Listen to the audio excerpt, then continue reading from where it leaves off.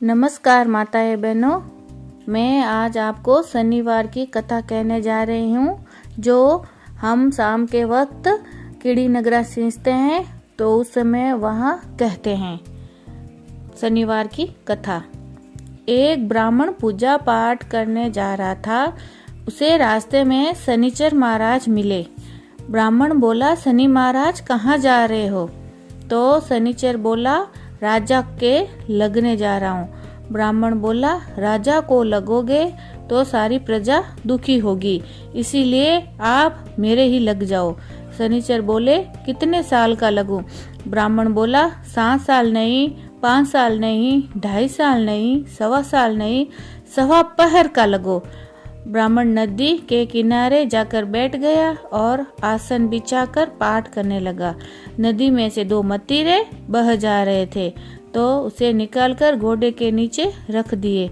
मतीरे राजा के लड़के के सिर बन गए।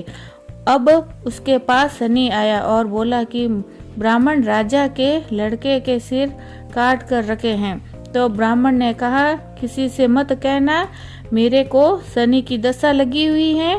शनि के एक ही कहीं 2 से कहीं सारी नगरी से फैल गई बात।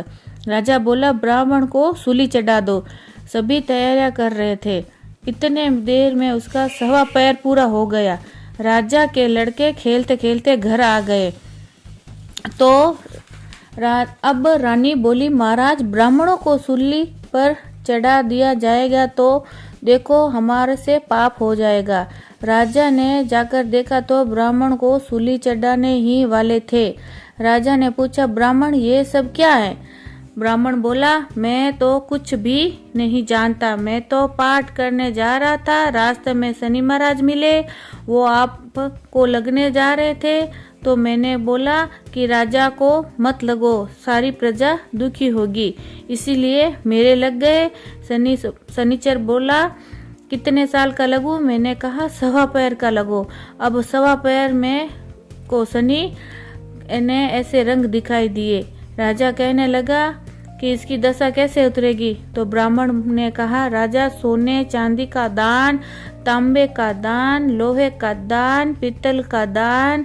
राजा ने कहा, साहूकार तो कर देगा पर गरीब कैसे करेगा? ब्राह्मण बोला, तेल की पल्ली, गुड़ की डली डाकोत को दे दो, 7 बार पीपल में जल चढ़ा दो और शनि देवता का सोटा कभी न आवे टोटा। और शनिवार को कीड़ी नगरा सींचे।